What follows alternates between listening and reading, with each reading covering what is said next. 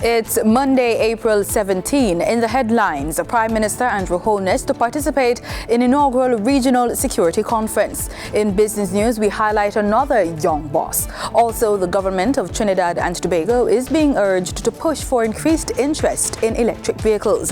Regionally, details on the Regional Crime Symposium being hosted in Trinidad and Tobago. On the international scene, G7 foreign ministers are meeting in Japan to discuss Ukraine war, Taiwan tension, and Sudan. And in sports, we're on the pitch with cricket with a review of the recent South African series. This is the news on PBC Jamaica. I'm Simone Absalom Gale.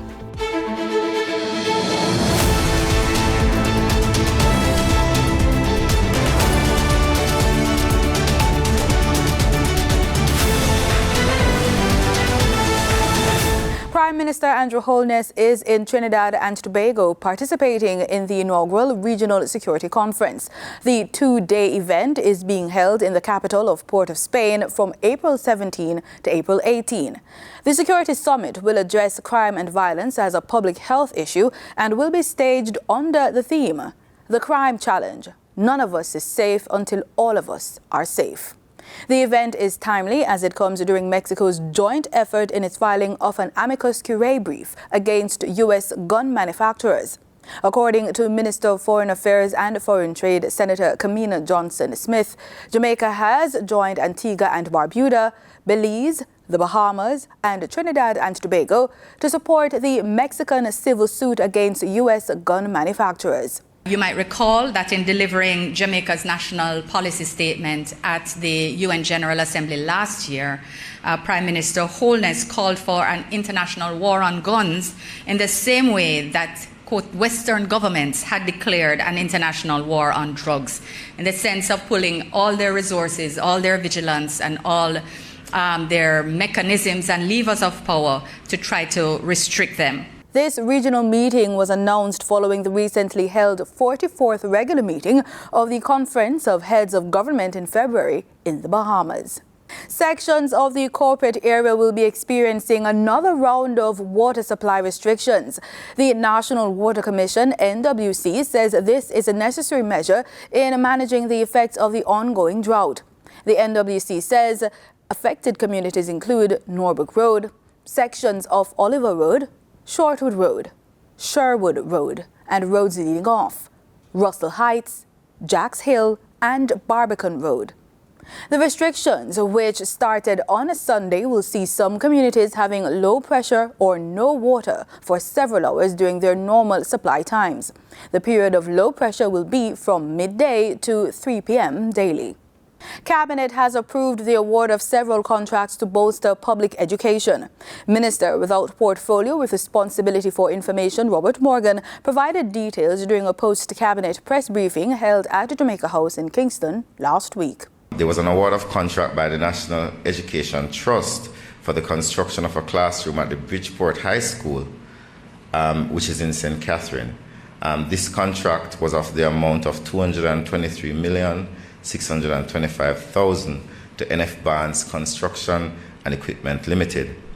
There was also the award of a contract for the provision of a wide area network connectivity services to 68 public education institutions for 3 years, and this was at the value of $848,000 US to Cable and Wireless Limited.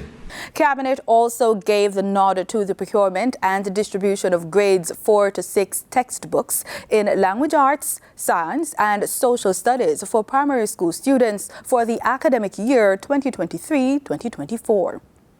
Under the Ministry of Education's primary textbook program for the academic year 2023-2024, and this was to Book Zone Limited for $323 million. And we also had similarly the award and distribution of grade 4 to 6 science books to students at the primary level for 2023-2024 to Caricom Publishers Limited for, I think this is $1.8 million US.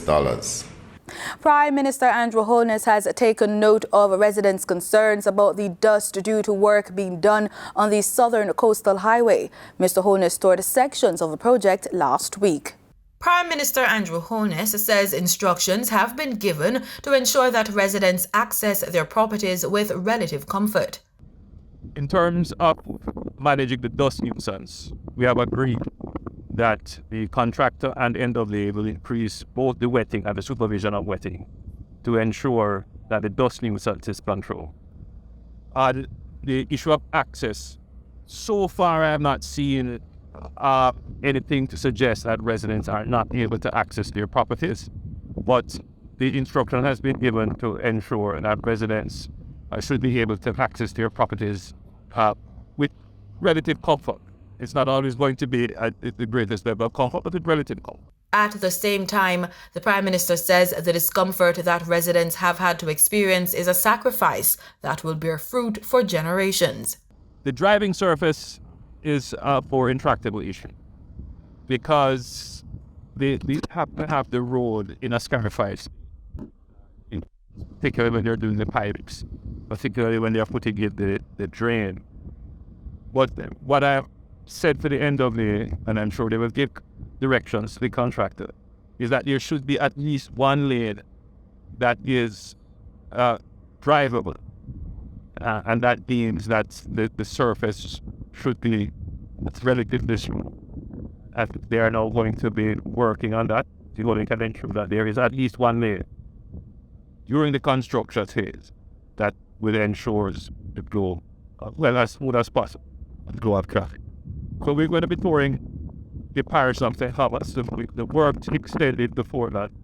In a couple of weeks, I will want you to report that works. But my presence here today is to give assurance to the residents that the pace of the work will step up and that we will be towards completion very quickly. I last said they have ended up outline some of the timelines. Meanwhile, China Harbour Engineering Company has been directed to take over some projects on the Southern Coastal Highway Improvement Project that were previously subcontracted to local contractors. This is not to say that we have not had situations where the local contractors have performed above and beyond expectation. We have situations like that where contractors have performed over and above and are taking on more work. But as well, on the other end of the scale, we have a situation where some contractors have not performed according to expectation. But we have taken decisions, executive decisions, that will impact the actual delivery of the road and the infrastructure. The government's flagship road project is being executed in 3 parts. Part A, Maypen to Williamsfield, 28 kilometers. Part B, Harbourview to Yallahs Bridge, 17.4 kilometers. And Part C, Yallahs Bridge to Port Antonio and Morant Bay to Cedar Valley, 123.65 kilometers. April is Farmers' Month, and Minister of Agriculture and Fisheries Pernell Charles Jr. says his ministry is committed to the full potential and greater development of the national banana and plantain industry. International Banana Day, commemorated on April 13, saw the minister along with some of the sector's farmers and banana board management speaking about the sector during a JIS think tank. We have more in this report. According to Minister Charles, the goal is to have the necessary technology improved that currently support the sector's development, as well as relying more heavily on science, such as agronomy, with a heavy focus on mitigating against the diseases that affect the sector. In addition, the minister said that there is a need to strengthen the banana board's capacity to service the sector moving forward. With April being Farmers' Month, the minister says many are unaware of the importance of the banana and plantain industry. Firstly, let me make it very clear that myself and the Banana Board consider this issue to be a priority. Banana is the most exported fruit in the world, and plantains come 5th in terms of being the most produced food crop in the least developed countries. For me, and for those of you who are like me, who are plantain lovers, we are pushing for this to be the #1 most produced food crop in our countries, particularly in the region. It's an important staple food, banana, and a source of income for millions, estimated over 400 million people, especially given the fact that it is a very cheap source of starch. He added that the industry is a significant contributor to key economic indicators. These, he said, are income generation, employment creation, foreign exchange earnings, savings, food security and stability, as well as the nation's GDP overall. So we have looked at a number of studies in Jamaica that have guided us as to the numbers, the approximate numbers of farmers that are involved in the Jamaica banana and plantain industry. We have close to 70,000 farmers based on our study in 2019, which shows that you have more than 15,000 being commercial and a little over 50,000 being involved in the micro or subsistence farming. And of course we know that we have a large amount of our land, over 20,000 hectares of land in banana, and over 9,000, close, I'd say, to 10,000 in plantain production. The minister added that farmers of this type of crop need to be accorded their importance in perpetuity through state and citizen support. Creatives are being urged to participate in the Jamaica Business Development Corporation's Creative Voices Survey.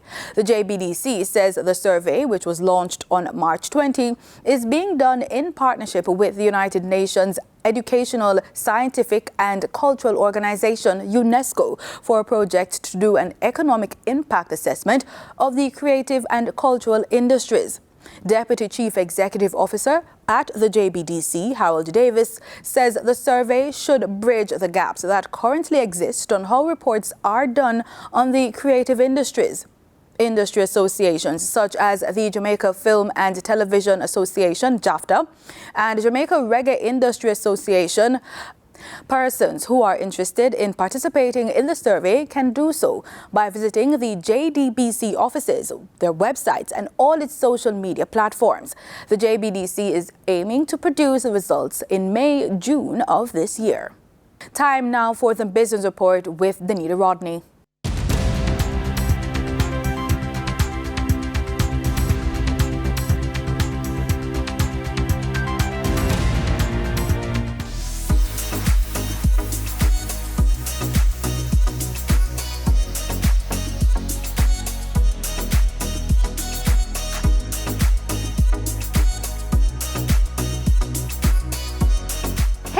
Welcome to a behind-the-scenes look of Abby's Slice of Paradise.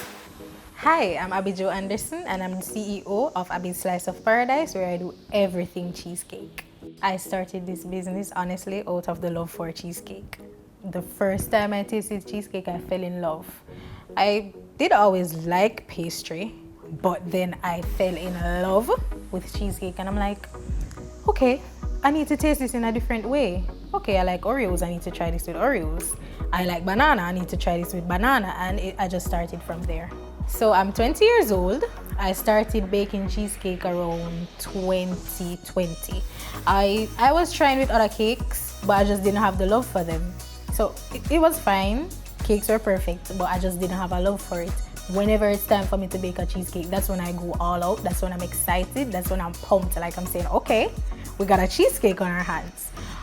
When I did start though, it was not the best.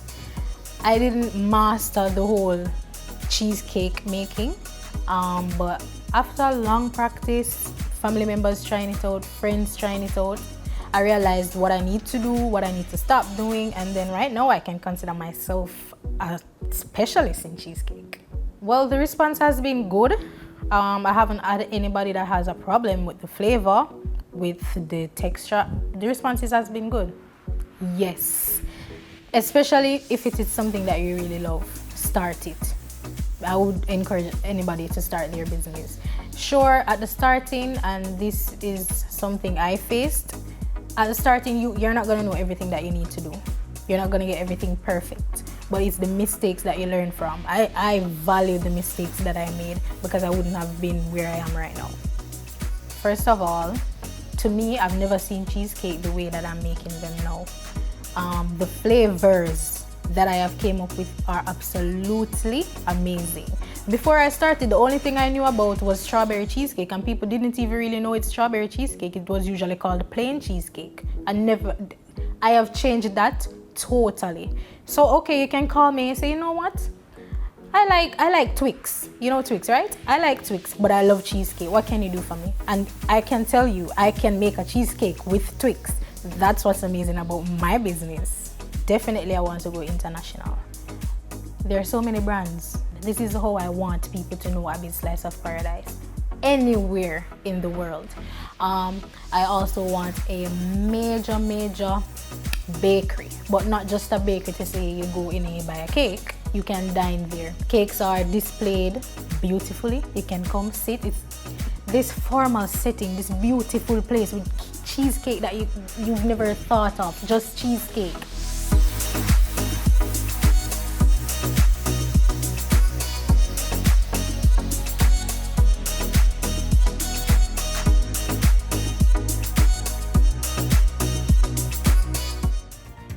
Now for your market updates.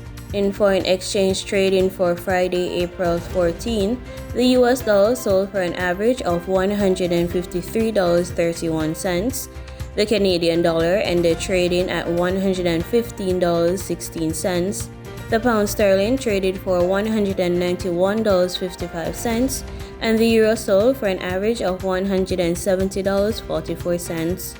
In JSE trading, the JSE index advanced by 3,317 points. The junior market index declined by 20 points.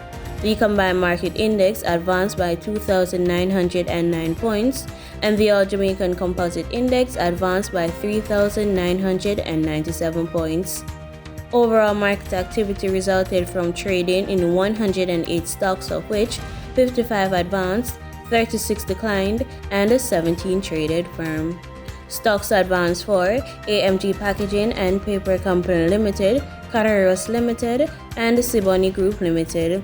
Stocks declined for Access Financial Services Limited, Barita Investments Limited, and PBCJamaica Limited. Trading firm were 138 Student Living Jamaica Limited, Blue Power Group Limited, and Caribbean Assurance Brokers Limited.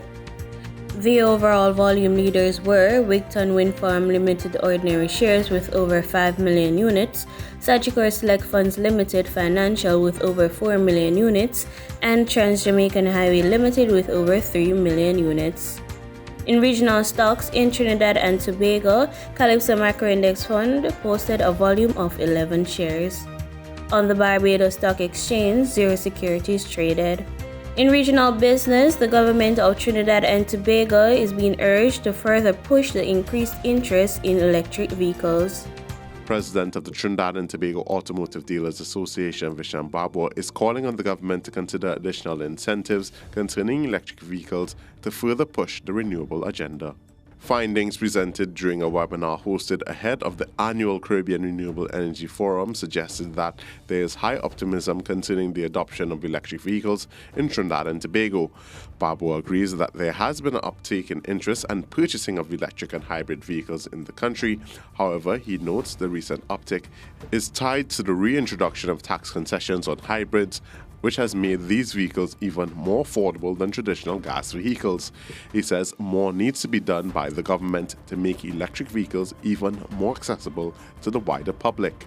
They are quite happy to buy into it, but because of their salary range and because they have restrictions financially, they are unable to purchase it. Right now, the savings is great on an electric vehicle. If you will put $400 to fill one of these gas tanks with liquid fuel, it will cost you about $10 TT to charge the car for the same drive. You might get about 400 kilometers drive. Babwa says the current exemption for electric vehicles is set to end at the end of this year, while he is wary that the finance minister has the option to remove concessions on hybrids at any point. He hopes that there is further consideration given to adjusting these exemptions as opposed to removing them. Peter Christopher, CNC3 Business Watch. In market data for oil prices turned lower as investors mulled over a possible interest rate hike by the U.S. Federal Reserve. Brent crude futures were down 55 cents at $85.76 a barrel, while West Texas Intermediate crude was at $81.92 a barrel, down 60 cents. And that was the business report on PBCJ. I'm Danita Rodney. In regional news, Caricom leaders will be meeting on Monday, April 7 to discuss violence as a public health issue during the two-day regional crime symposium being hosted by the government of Trinidad and Tobago.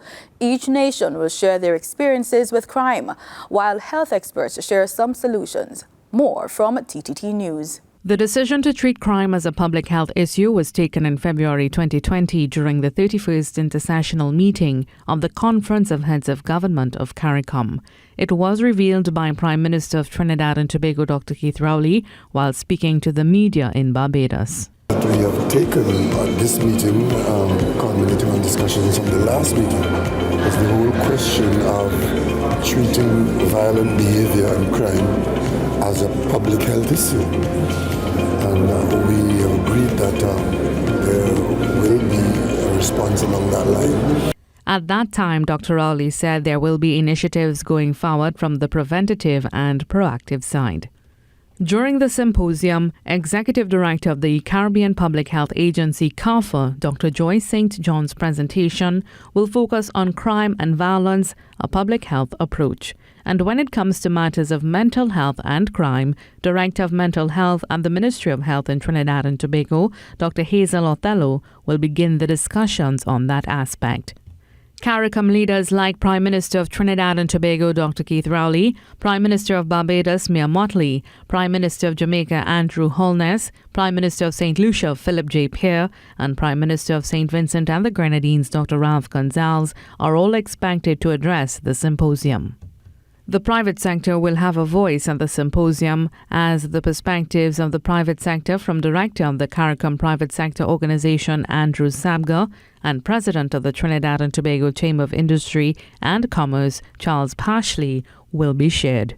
Perspectives on community approaches, judicial, education and youth, religious, economics, transnational organized crime and the social perspective on crime and violence will also be addressed.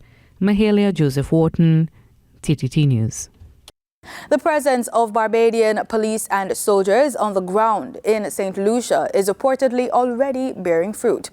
Acting Chief of Staff of the Barbados Defence Force, Commander Mark Peterson, provided an update on the operation in the neighbouring Caribbean country, which is battling an upsurge in violent crime.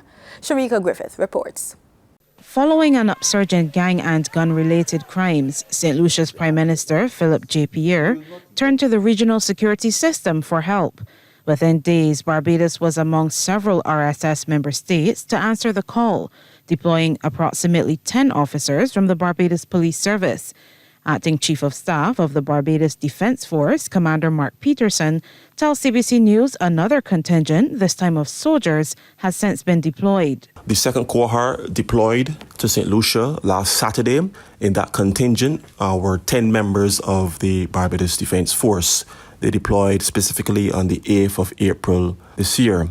So the purpose of the deployment, as you are aware, is to curb the gang violence, to reduce criminal activity within the area, and attempt to arrest the criminal element operating within the south of St. Lucia, primarily the Vieux Fort area. On arrival, local police officers and soldiers were sworn in as special constables by Commissioner of the Royal St. Lucia Police Force, Crucita Descartes Pelias, and immediately went to work beefing up the country's law enforcement efforts. Commander Peterson says there have already been some successes. They would have essentially conducted patrols on a 24-hour basis. The emphasis was the Vieux Fort area. They would have conducted vehicle checkpoints, personal checkpoints, conducted warrants, etc. within the area of operation. As a result of that, they would have netted some known criminals. They would have seized ammunition, firearms, And to date, I'm advised that 7 persons were arrested. And this is specifically with the involvement of the Barbados Police Service and the Barbados Defence Force. While the original request was for a 3-week deployment, the acting BDF Chief of Staff is uncertain if the RSS will ask for an extension. He also stressed that the overseas assignment of the officers does not compromise local policing. In international news, G7 foreign ministers meeting in Japan have said they will prevent Russia from accessing weapons from third parties. They have also addressed tension in the Indo-Pacific and the fighting in Sudan. Al Jazeera's Rob McBride reports. Posing for the traditional family photo, the top diplomats of the G7 still firmly committed to supporting Ukraine in its war with Russia. They agreed to keep sanctions in place and to stop Moscow from trying to get weapons from third countries, after accusations North Korea is already supplying them and fears that China might start. We will firmly reject any unilateral attempts to change the status quo by force or Russia's aggression against Ukraine, as well as its threat of use of nuclear weapons. The foreign ministers criticized Russia's decision to station tactical nuclear weapons in Belarus. As the only country in the world to be attacked with atomic bombs, Japan has condemned Russia's repeated nuclear rhetoric, and its G7 presidency culminates with the leaders' summit next month in Hiroshima, the location of the first nuclear attack. The foreign ministers also reaffirmed their commitment to a free and open Indo-Pacific, seen as a pushback against China's growing power and influence in the region, and an answer to the continuing threats by Beijing against the island of Taiwan. But the ministers have also been dealing with the growing crisis in Sudan, with US Secretary of State Antony Blinken calling for an immediate ceasefire.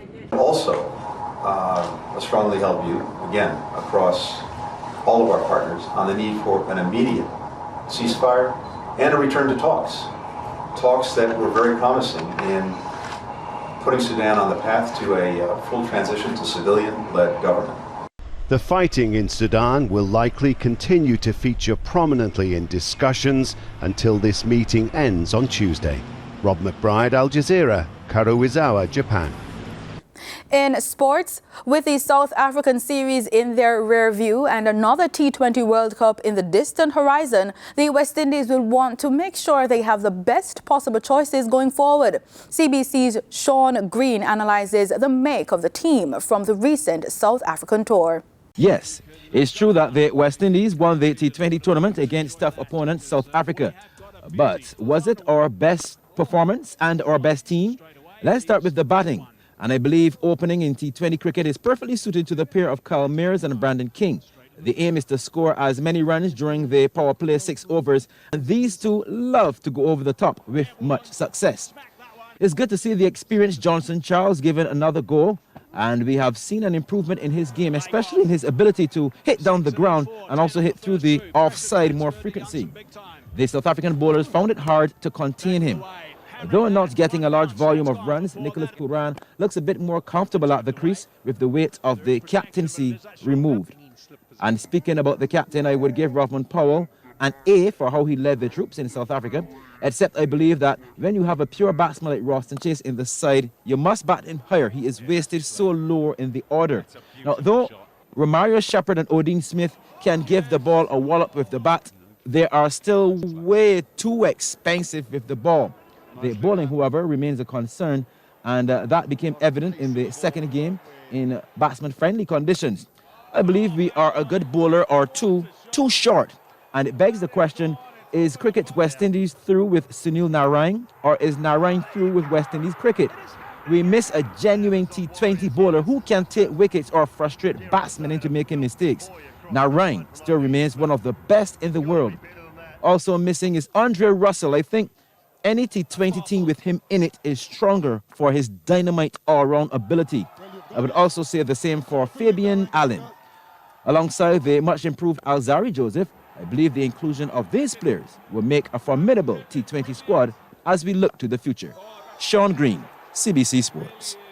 And that's it for the news on PBCJ. I'm Simone Absalom Gale. You can follow us on our social media platforms at PBCJamaica. Thank you so much for watching.